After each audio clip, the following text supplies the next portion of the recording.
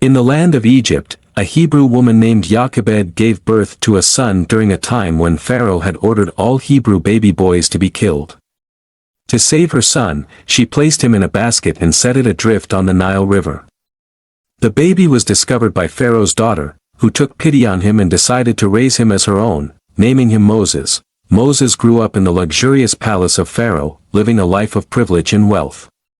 Despite his royal upbringing, he knew of his Hebrew heritage and felt a deep connection to his people. He witnessed their suffering under the harsh rule of the Egyptians. One day, Moses saw an Egyptian beating a Hebrew slave. In a fit of anger, Moses killed the Egyptian and buried him in the sand. When Pharaoh learned of this, he sought to kill Moses, forcing Moses to flee to the land of Midian. Moses escaped to Midian, where he started a new life. He married Zipporah, the daughter of a Midianite priest, and worked as a shepherd. During this time, Moses found peace but never forgot the plight of his people in Egypt. While tending his flock near Mount Horeb, Moses encountered a burning bush that was not consumed by the flames.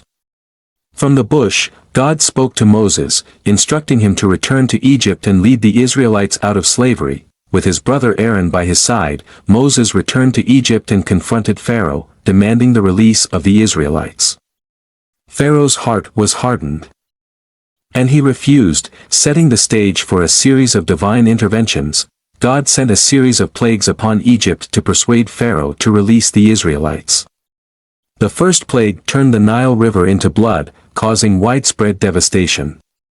Despite this, Pharaoh remained unyielding. Next, God sent a plague of frogs that overran the land, invading homes and palaces. Pharaoh pleaded for relief but reneged on his promise to free the Israelites once the plague ended.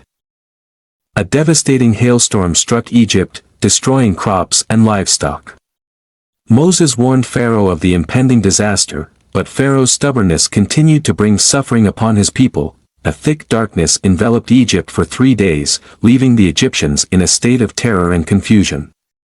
Still, Pharaoh's heart remained hardened, and he refused to let the Israelites go. The final and most terrible plague struck Egypt, the death of every firstborn.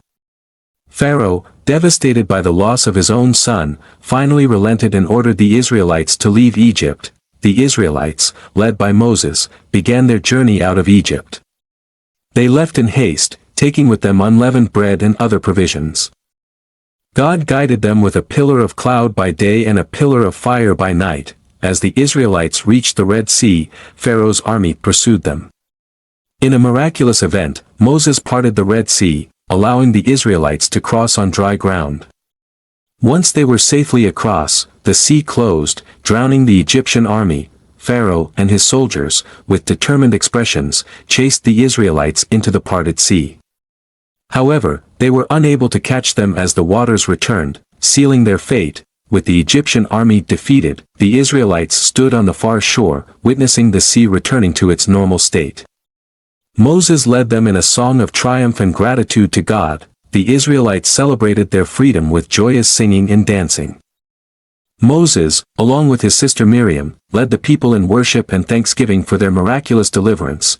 At Mount Sinai, Moses ascended the mountain to meet with God.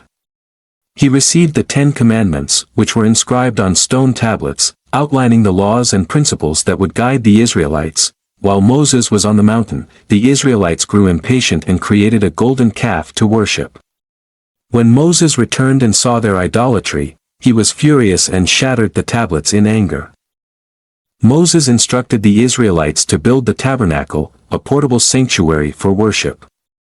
The community worked together, contributing their skills and resources to create a holy place for God's presence among them. After years of wandering in the desert, the Israelites finally stood on the brink of the promised land.